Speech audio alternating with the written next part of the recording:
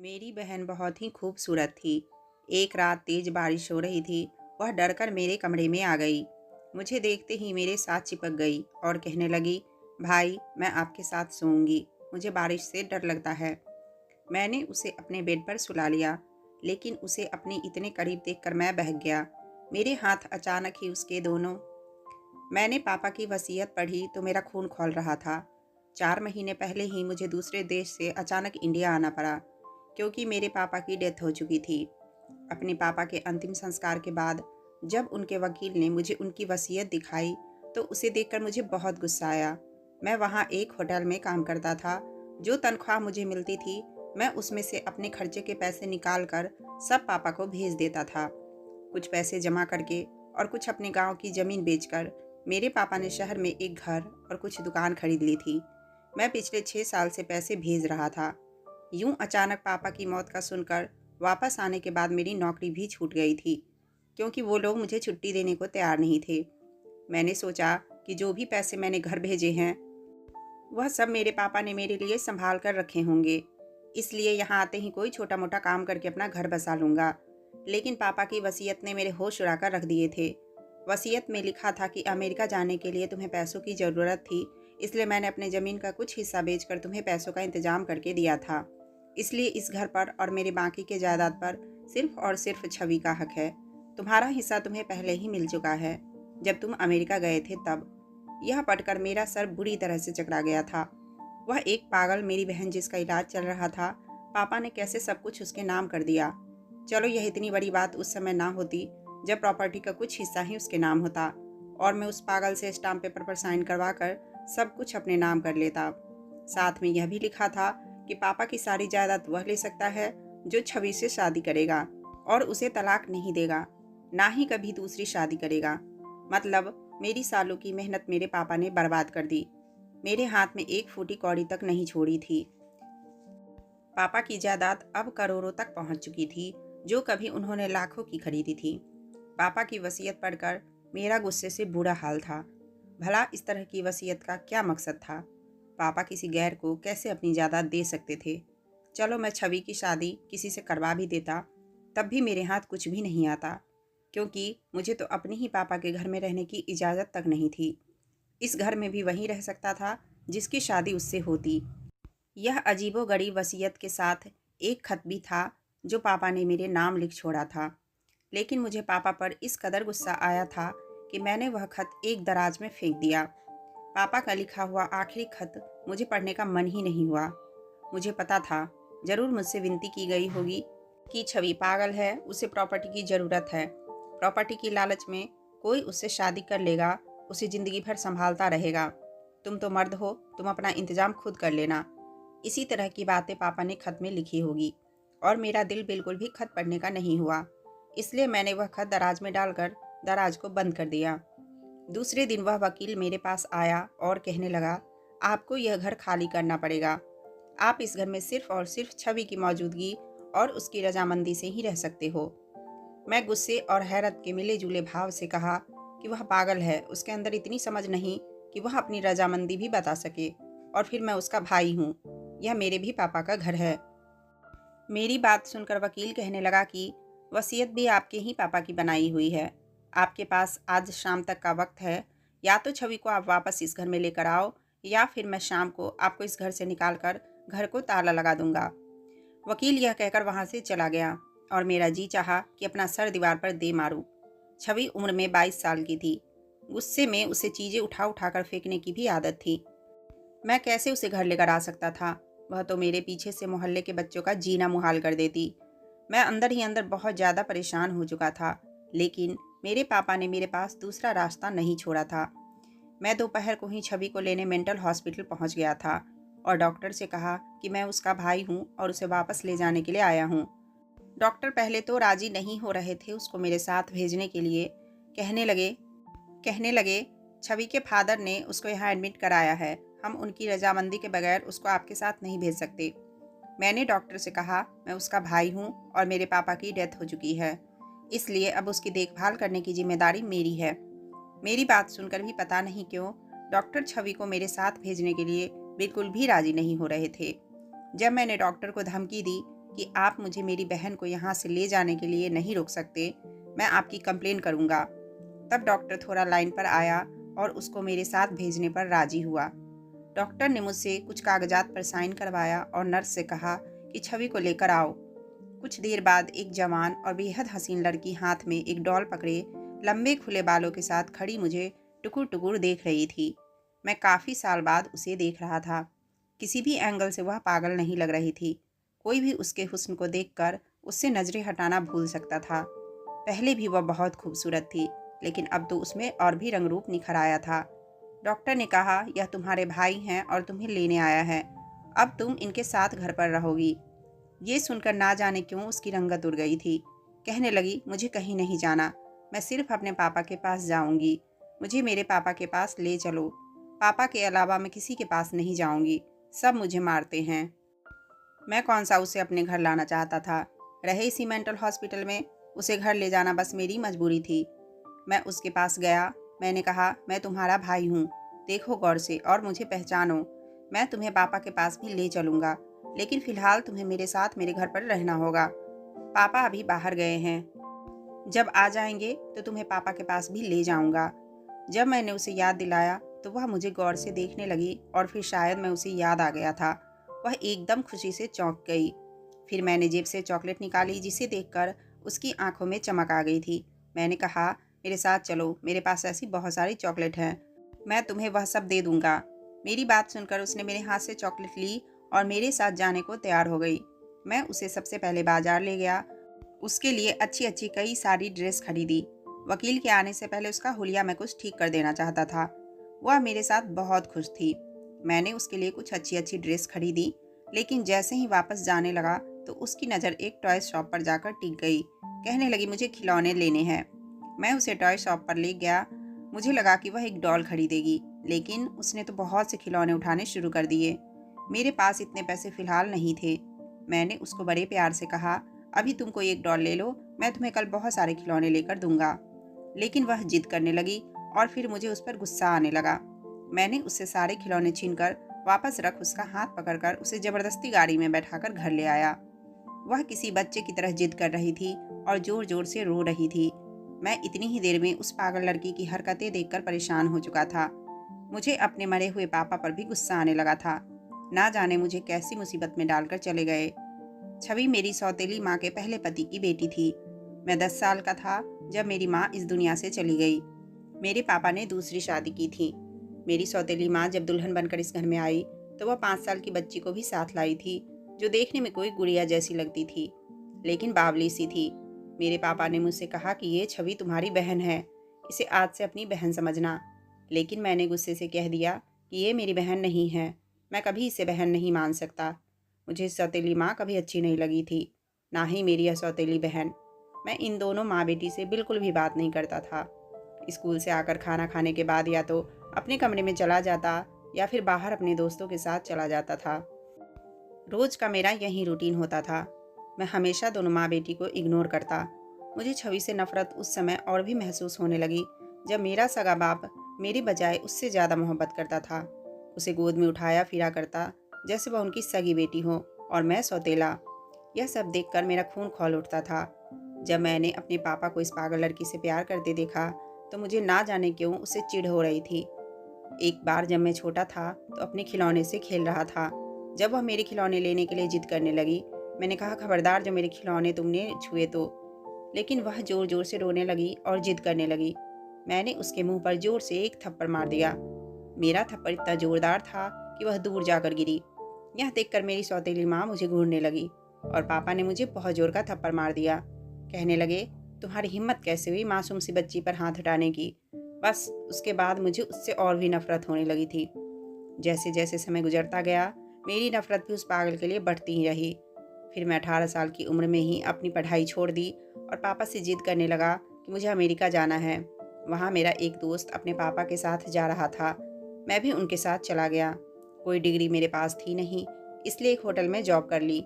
अब इतने साल बाद आया तो मेरे पापा ने अपने सगे बेटे के बजाय सब कुछ उस सौतेली बेटी को दे दिया था। छवि अभी भी मुझसे जिद कर रही थी और मुझे उस पर गुस्सा आया तो मैंने उसके मुंह पर खींचकर थप्पड़ मार दिया। लेकिन मैं नहीं जानता था कि यह थप्पड़ मेरे लिए इतनी बड़ी मुसीबत बन जाएगा। वह जोर जोर से चीखें मारकर रोने लगी। घर आकर भी उसका रोना कम नहीं हो रहा था। शाम हो चुकी थी, वकील किसी भी समय घर पहुंच सकता था। अब मुझे अपने किए पर गुस्सा आया कि क्यों इस मुसीबत को थप्पड़ मार दिया। फिर मैं उसके पास गया।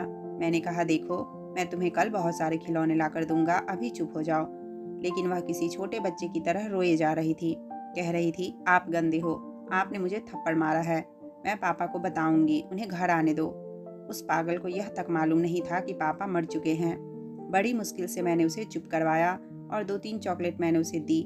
चॉकलेट खाकर वह चुप हो गई। फिर मेरे कहने पर उसने चेहरे धोकर अपने कपड़े बदल लिए थे। अगर वह चुप होती तो बड़ी अच्छी लगती थी।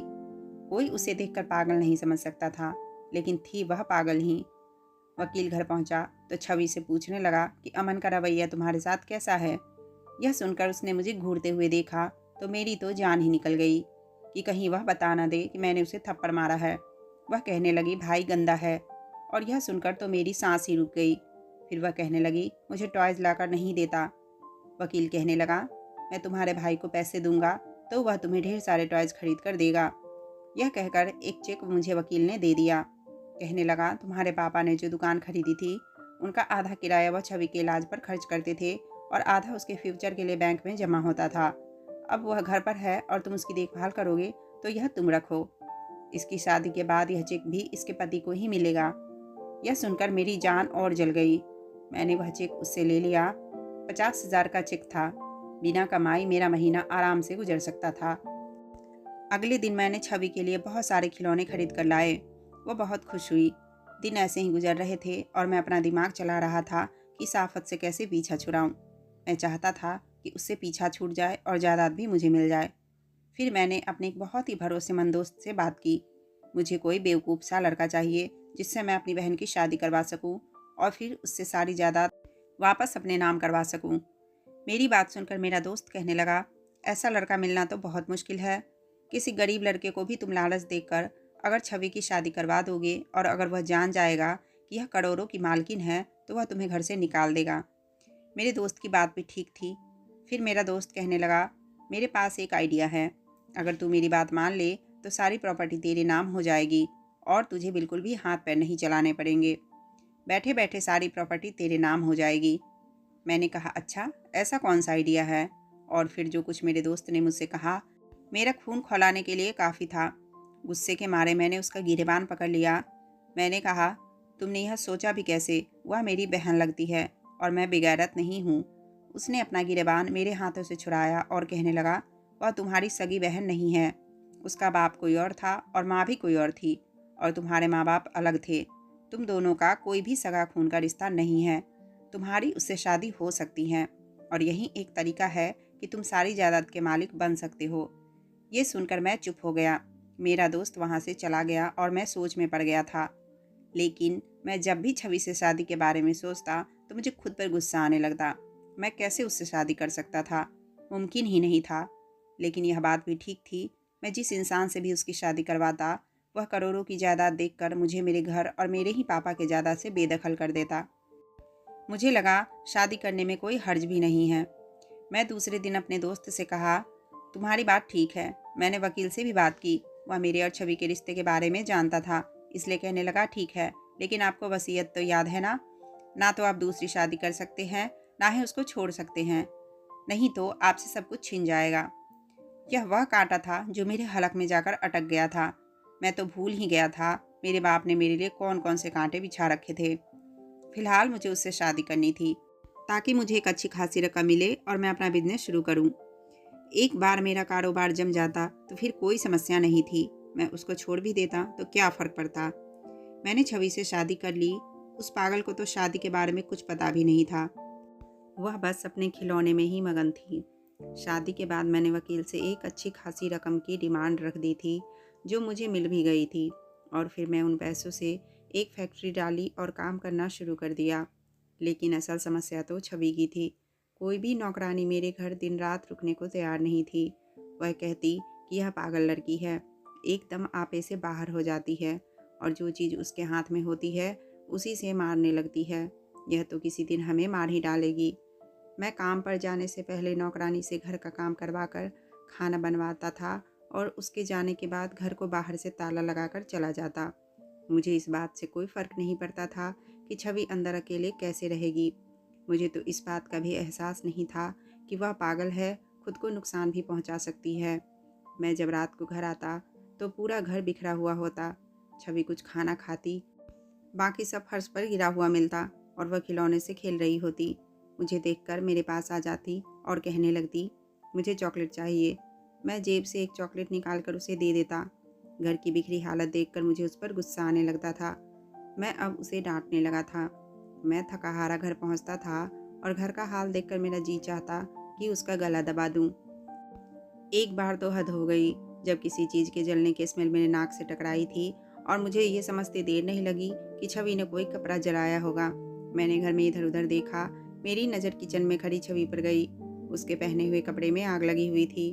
मैं दौड़कर उसके पास गया और आग को बुझाया और बाहर सोफे पर उसको बिठाया। एक जोरदार थप्पड़ उसके गाल पर मारा।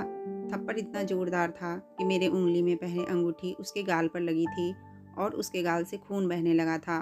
कुछ पल के लिए तो वह कुछ बोल ही नहीं पाई थी और फिर थोड़ी देर बाद उसने रोना शुरू कर दिया था।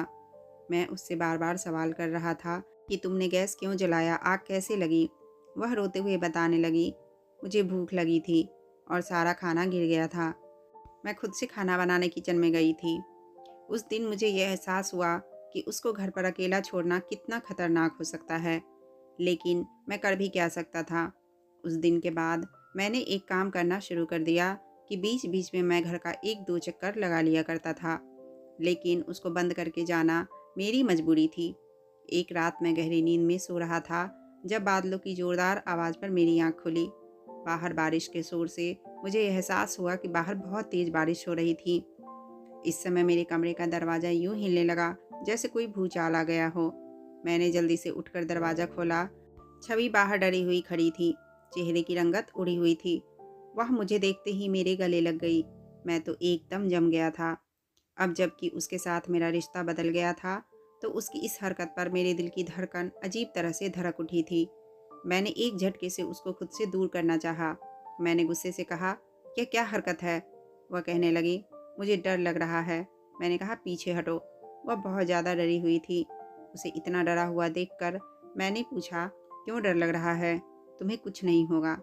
मैंने मुश्किल से उसे खुद से अलग किया। वह कहने लगी, बारिश से डर लग रहा है। वह बुरी तरह से कांप रही थी। मैंने उसे अपने बेड पर लिटा दिया। वह मेरा हाथ पकड़कर लेट गई। कुछ देर में वह सो गई, लेकिन मुझे नींद नहीं आ रही थी। इस बात में कोई शक नहीं था कि वह बहुत खूबसूरत थी। मैं जितना चाहता कि उसकी तरफ ना देखूं, लेकिन मेरी नज़र उस पर जाकर टिक जाती थी। मैंने जब देखा कि वह गहरी नींद में सो गई तो मैंने अपना हाथ उसके हाथों से खींचा और सोफे पर जाकर लेट गया। काफ़ी देर तक सोने की कोशिश करता रहा, लेकिन नींद नहीं आ रही थी। वह पूरी गहरी नींद में जा चुकी थी। मैं उठकर बाहर हॉल में आ गया और वहीं सोफे पर लेटकर सो गया। उन्हीं दिनों मेरी फैक्ट्री में एक लड़की रिद्धि जॉब करने लगी थी, जो अच्छी खासी खूबसूरत थी। मुझे वह अच्छी लगने लगी थी। बहुत जल्दी ही हम एक दूसरे से शादी करने का इरादा कर लिए। एक बार मैं उसे अपने घर ले गया। उसे देखकर छवि के माथे पर बल पड़ गए थे। वह कहने लगी, यह मेरे घर क्यों आई है? इसे बाहर निकालो। ये सुनकर रिद्धि मुझे देखने लगी। कहने लगी, अमन, तुमने क्यों एक पागल लड़की को घर में रखा हुआ है? मैंने कहा, मेरी मजबूरी है, और फिर मैंने उसे सब कुछ बता दिया। वह कहने लगी, जल्दी से जल्दी इससे अपना पीछा छुड़ाओ। मैं शादी के बाद इसे बिल्कुल भी बर्दाश्त नहीं करूँगी। मैं यह सुनकर चुप हो गया। मैं रिद्धि को पसंद करने लगा था, इसलिए मेरी कोशिश थी कि जल्दी से जल्दी मेरा काम जम जाए तो मैं छवि से पीछा छुड़ा लूँ। फिर मुझे रिद्धि ने एक मशवरा दिया कि मैं छवि को स्लो पॉइजन देना शुरू कर दूँ। इस पागल लड़की का मर जाना ही अच्छा है। इस तरह से मेरी ज़िंदगी में मुश्किलें कम हो सकती है और स्लो पॉइजन से किसी को मुझ पर शक भी नहीं होगा। मुझे उसका यह मशवरा अच्छा लगा।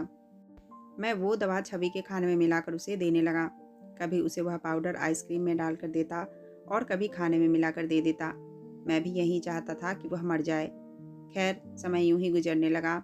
एक बार जब मैं घर में दाखिल हुआ, मुझे छवि की सिसकियों की आवाज़ आ रही थी, लेकिन मुझे वह कहीं भी नज़र नहीं आ रही थी। मैंने उसे पुकारा, लेकिन वह सामने नहीं आई। वह शायद अपने कमरे में थी, क्योंकि उसके रोने की आवाज़ वहीं से आ रही थी। मैं जब उसके कमरे का दरवाज़ा खोला और मैं अंदर दाखिल हुआ तो मेरी जान ही निकल गई थी। वह कोने में डरी सहमी और फटे हुए कपड़े में बैठी थी। मुझे देखकर शर्म आ गई थी। उसके कमरे का सामान बिखरा हुआ था, उसके बाल भी बिखरे हुए थे। उसकी हालत देखकर मुझे यह समझने में ज़्यादा देर नहीं लगी थी कि कोई उसकी इज्जत को तार तार कर गया था। वह मुझे देखकर डर रही थी। कहने लगी, जाओ यहाँ से, मुझे मत मारो, मैं पापा को बताऊंगी, तुमने मुझे बहुत मारा है। यह कहकर वह रोने लगी। पहली बार मुझे उसकी यह हालत देखकर दुख हुआ था। ऐसा लगा जैसे किसी ने मेरे दिल को मुट्ठी में जकड़ लिया हो। पता नहीं क्यों उसकी इस हालत का जिम्मेदार मैं खुद को ठहराने लगा। मैंने उस पर बेड पर पड़ी चादर उठाकर डाल दी, फिर उसके पास आकर बैठ गया।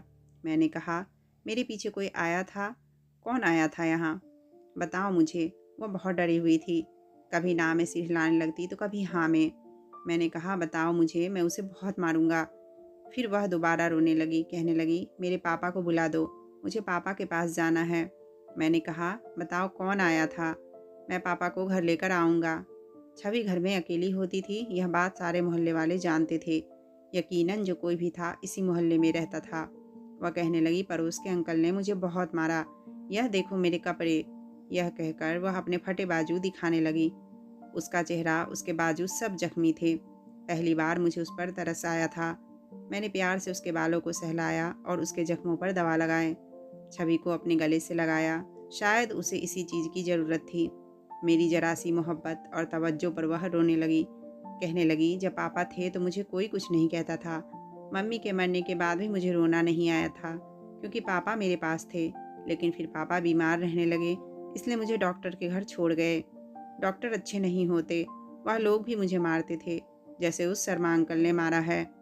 वह डॉक्टर मेरे दोनों हाथ बांध देते थे और फिर मुझे वह मेरे साथ लगी रोए जा रही थी, और यह सुनकर मेरा दिल ऐसा था जैसे धड़कना भूल गया हो। मैंने तो कभी यह सोचा ही नहीं था कि पापा के बीमार होने के बाद छवि को कौन संभालता होगा, क्योंकि मेरे अमेरिका जाने के बाद छवि की माँ को कैंसर हो गया था और वह मर गई थी। फिर पापा ही उसको संभालते थे। शायद अपनी बीमारी के वक्त वह इसको मेंटल हॉस्पिटल में एडमिट करवा दिया था, और वहाँ उसके साथ ना जाने क्या क्या जुल्म होता रहा। मुझे याद आने लगा कि डॉक्टर बिल्कुल भी राजी नहीं था कि मैं छवि को अपने साथ लेकर जाऊं, क्योंकि वह इसके साथ जुल्म करता था। रात भर वह सोते हुए सिसकियां भरती रही।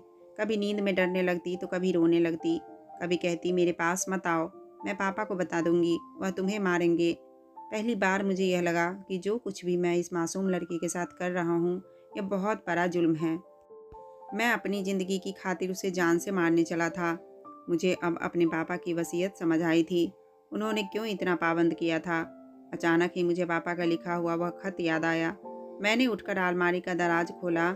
देखा तो मेरे पापा ने मुझसे हाथ जोड़कर विनती की थी कि तुम छवि से शादी कर लेना, उसे सुरक्षा देना, क्योंकि मुझे तुमसे ज़्यादा किसी और पर भरोसा नहीं है। कोई भी छवि की प्रॉपर्टी के लालच में उसे शादी तो कर लेगा, लेकिन उसे वह मोहब्बत और प्यार नहीं दे सकेगा जो तुम दोगे। छवि मेरी सगी बेटी नहीं है, लेकिन मैंने उसे बेटी बनाकर पाला है। उसकी मरती हुई माँ से मैंने वादा किया था कि मैं उसको कभी अकेला नहीं छोड़ूंगा। जब मैं बीमार था तो छवि की देखभाल की परेशानी होने लगी थी। मैं अकेला बीमार इंसान उसकी देखभाल नहीं कर सकता था। और फिर मैंने तुम्हें कई बार कॉल किया कि तुम वापस आ जाओ, लेकिन तुम मेरी बात को हर बार इग्नोर कर देते थे कि तुम्हें छुट्टी नहीं मिल सकती। तुम्हारा इंतज़ार करते करते मैं मौत की दहलीज पर आकर खड़ा हो गया। छवि का इस भरी दुनिया में कोई नहीं है। मरने से पहले मैं जो वसीयत लिख रहा हूँ, उसे सुनकर शायद तुम्हें दुख होगा, लेकिन मेरा खत पढ़कर तुम्हें मेरी वसीयत समझ आ जाएगी।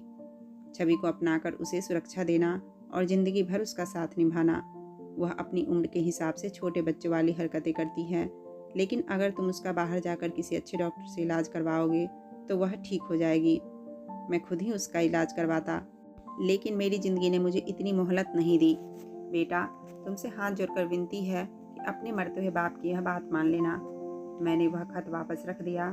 छवि अभी सो रही थी, मगर नींद में भी बुरी तरह से काँप रही थी। मैं अपने पापा को कसूरवार समझ रहा था कि मेरे पापा मुझे बार बार इंडिया बुलाते थे, लेकिन छुट्टी ना मिलने की वजह से मैं नहीं आ पाया था। मुझे नहीं पता था कि छवि के साथ इतना बड़ा जुल्म हो जाएगा। पापा ने मजबूरी में इसको मेंटल हॉस्पिटल में एडमिट कर दिया था, और वहाँ उसके साथ इतना बड़ा जुल्म हुआ था, और अब इस सब का कसूरवार मैं खुद को समझ रहा था। अगर मैं समय से घर आ जाता तो छवि के साथ यह सब कुछ नहीं होता। मैंने शर्मा अंकल को पुलिस के हवाले कर दिया। सुबह को जब मैं छवि को खाना खिलाने के लिए निवाला बनाकर उसे खिलाना चाहा, तो वह कहने लगी, आज इसमें पाउडर नहीं डालोगे? उसकी बात ने मुझे अंदर से झकझोर कर रख दिया था। मैं छवि के पागलपन का फ़ायदा उठाकर उसके सामने स्लो पॉइजन उसके खाने में डालता था, क्योंकि मुझे लगता था कि इसको कुछ भी समझ नहीं आएगा।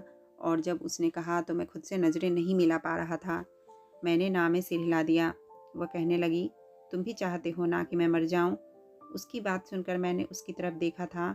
वह यह बात कैसे जानती थी? वह कहने लगी, मैं सबको बुरी लगती हूँ, बस पापा को ही अच्छी लगती थी। मुझे पता है, मैं वह पाउडर खाऊंगी तो मैं मर जाऊंगी। तुम्हारी दोस्त उस दिन तुमसे यही तो कह रही थी। तो क्या वह मेरी और रिद्धि की बातें सुनकर समझ चुकी थी? अगर वह यह जान चुकी थी कि मैं उसे खाने में जहर दे रहा हूँ, तो फिर वह क्यों जहर खा रही थी? उसकी मासूमियत पर मेरा दिल रोने लगा। फिर वह कहने लगी, आप मुझे जहर मत दो, अपनी दोस्त को अपनी दुल्हन बना लो, मुझे बस मेरे पापा के पास छोड़ दो, मुझे पापा के पास जाना है। मैंने उसको कोई जवाब नहीं दिया, बस उसे खाना खिला रहा था। दूसरे दिन रिद्धि से मैंने कह दिया कि मैं उससे शादी नहीं कर सकता। मैंने यह कहकर फ़ोन बंद कर दिया। मुझे अब छवि का इलाज करवाना था, और मैंने नोटिस किया था कि वह प्यार से हर बात मान जाती थी। वह पहले से बहुत अच्छी हो गई थी, घर को भी साफ सुथरा रखने लगी थी, मेरे बहुत से छोटे मोटे काम भी कर देती थी। जहाँ दवा असर ना करे, वहाँ प्यार असर कर जाता है। मेरी मोहब्बत का यह असर था कि वह पहले से अच्छी होने लगी थी। मैंने अपना कारोबार अपने मैनेजर के हवाले किया और छवि को लेकर अमेरिका चला गया। वहाँ मैंने एक अच्छे से डॉक्टर से उसका चेकअप करवाया और छवि का इलाज चलने लगा। धीरे धीरे वह ठीक होने लगी। उसको हमारे रिश्ते के बारे में भी समझ आने लगा था।